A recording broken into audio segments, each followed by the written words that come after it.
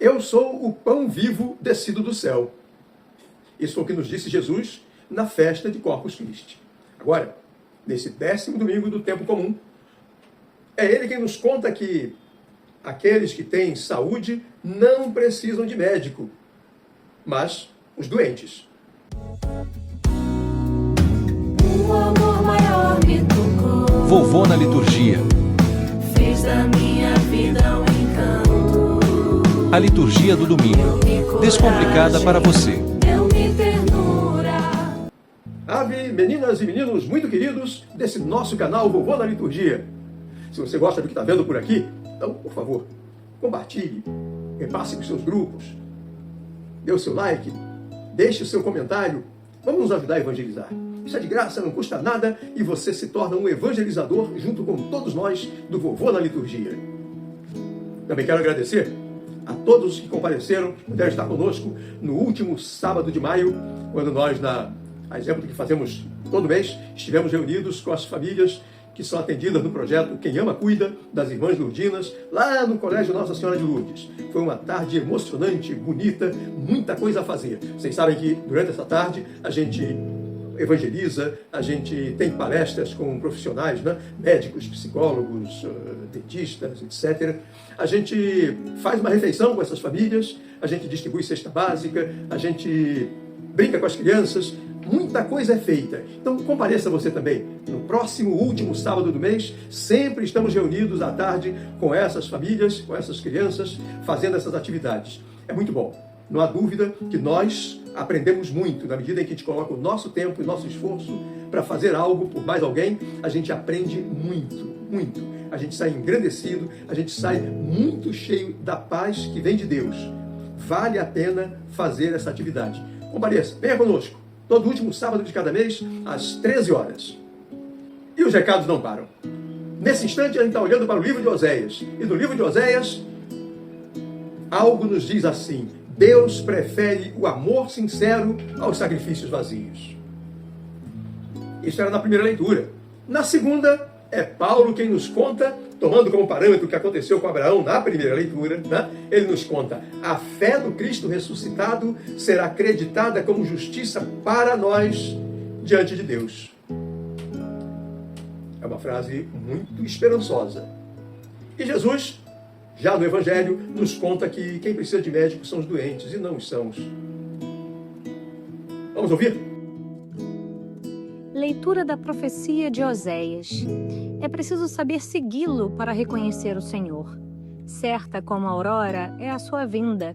Ele virá até nós como as primeiras chuvas, como as chuvas tardias que regam o solo. Como vou tratar-te, Efraim? Como vou tratar-te, Judá? O vosso amor é como nuvem pela manhã, como orvalho que cedo se desfaz. Eu os desbastei por meio dos profetas, arrasei-os com as palavras de minha boca. Como luz, expandem-se meus juízos. Quero amor e não sacrifícios.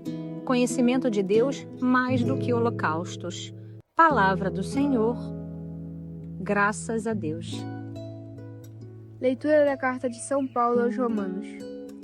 Abraão, contra toda a humana esperança, firmou-se na esperança e na fé. Assim, tornou-se pai de muitos povos, conforme lhe fora dito: assim será a tua posteridade. Não fraquejou na fé, à vista de seu físico desvigorado pela idade, cerca de 100 anos, ou considerando o útero de Sara, já incapaz de conceber. Diante da promessa divina, não duvidou por falta de fé, mas revigorou-se na fé e deu glória a Deus, convencido de que Deus tem poder para cumprir o que prometeu. Esta sua atitude de fé lhe foi acreditada como justiça.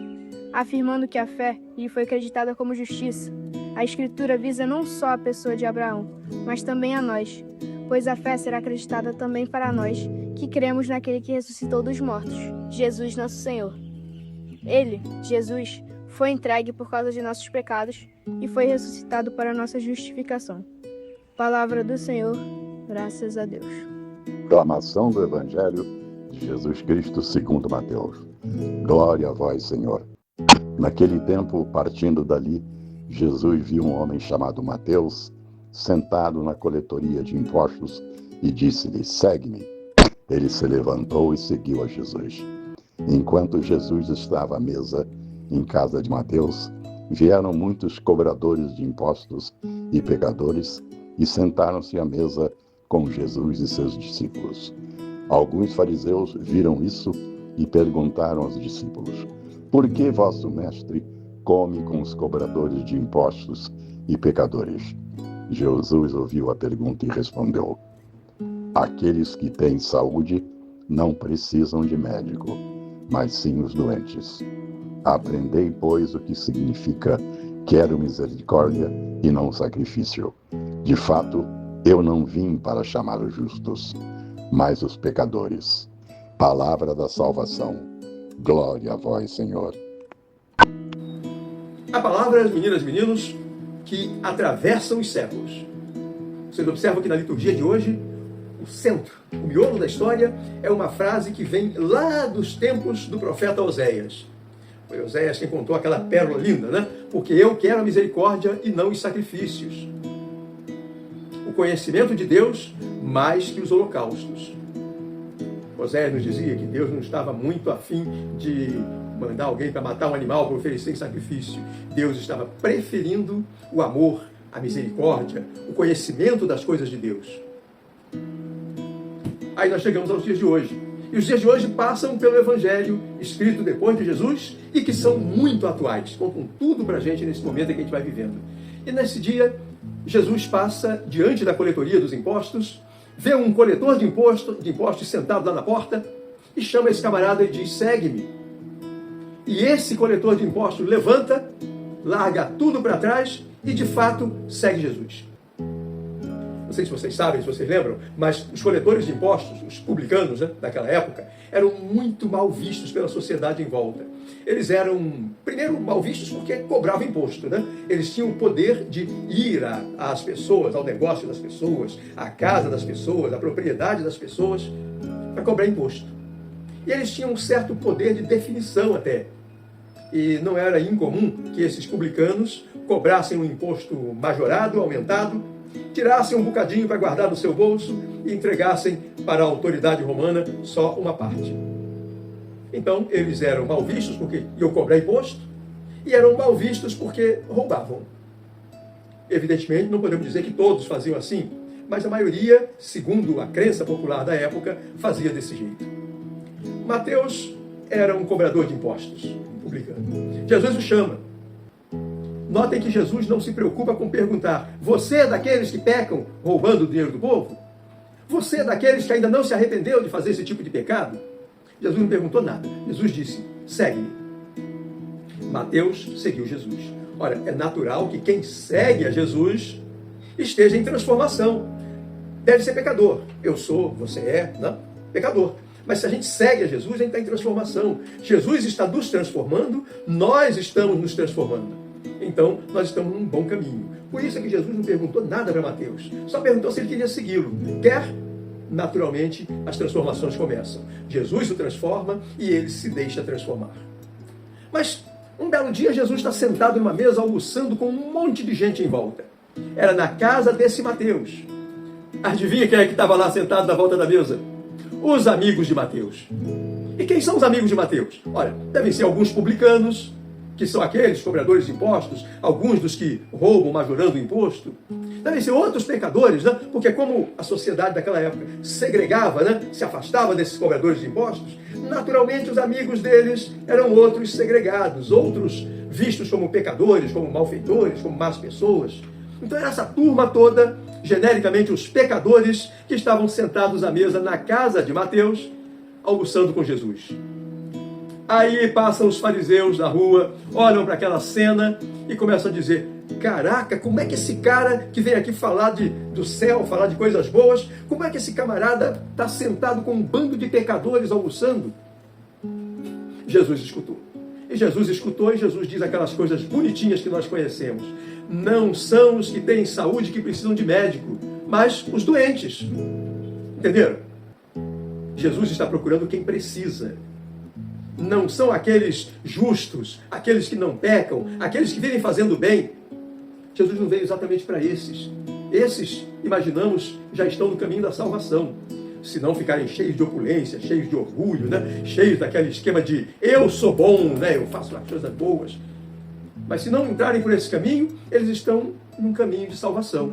Dá para ter esperança com eles. Mas aqueles que vivem pecando, que roubam dinheiro na coletoria de impostos, aqueles que fazem o mal, aqueles que fazem as fofocas, aqueles que não lembram de ler a palavra de Deus, essa turma está pecando. É dessa turma que Jesus quer se aproximar, porque é dessa turma que Jesus espera encontrar gente para transformar, para colocar no caminho da salvação. É por isso que Deus quer a mim, é por isso que Deus quer a você, meu irmão, a você, minha irmã, porque nós somos dessa turma, nós somos pecadores, nos reconhecemos assim, mas queremos nos transformar, queremos seguir Jesus. É para nós que Jesus veio. Ora, Jesus então está querendo mostrar a esse povo que eles precisam aprender o significado daquela frase que está lá em Oséias: prefiro a misericórdia ao sacrifício. É essa palavra de Jesus que faz com que a gente perceba logo. Jesus dá mais valor ao amor a Deus, ao amor ao próximo, à busca do conhecimento de Deus, do que a rituais vazios, do que a preceitos vazios. Nossos preceitos religiosos precisam ser plenos, cheios de Deus, cheios do ensinamento de Jesus Cristo. Se os nossos preceitos são só repetições de gesto todo dia, não vale nada. Os nossos preceitos têm que ser uma demonstração de que nós estamos aumentando o nosso conhecimento sobre Jesus, aumentando o nosso conhecimento sobre Deus e aumentando o nosso amor a Deus e ao próximo. É assim que os nossos preceitos, que os nossos gestos, que os nossos cultos começam a valer a pena. É nesse sentido, meninas e meninos, que eu me lembro correndo da Virgem de Guadalupe. Que a intercessão dela faça chegar até Jesus, o seu Filho, um pedido forte, que ela nos ajude a fazer com que a nossa oração seja uma oração piedosa, uma oração de boa vontade, uma oração que transforma a nós mesmos, uma oração que admite a transformação que Jesus quer fazer em nós. E nesse caso, quero lhes pedir licença para recitar uma oração. Recitar uma oração feita por Santo Agostinho. Santo Agostinho, num certo dia, disse, falando com o Senhor. Vou ler para vocês. Dizia ele: tende piedade de mim, Senhor. Aqui estão as minhas feridas. Não as escondo de ti. Tu és o médico, eu sou o doente. Tu és o misericordioso, eu sou o miserável. Cada esperança minha se coloca na tua grande misericórdia. Tem piedade de mim, Senhor.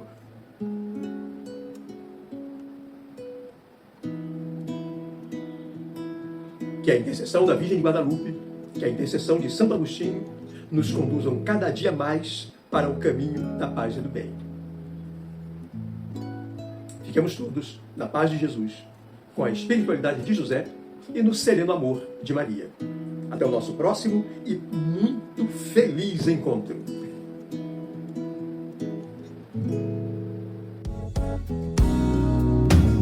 O amor maior me tocou. Vovô na liturgia.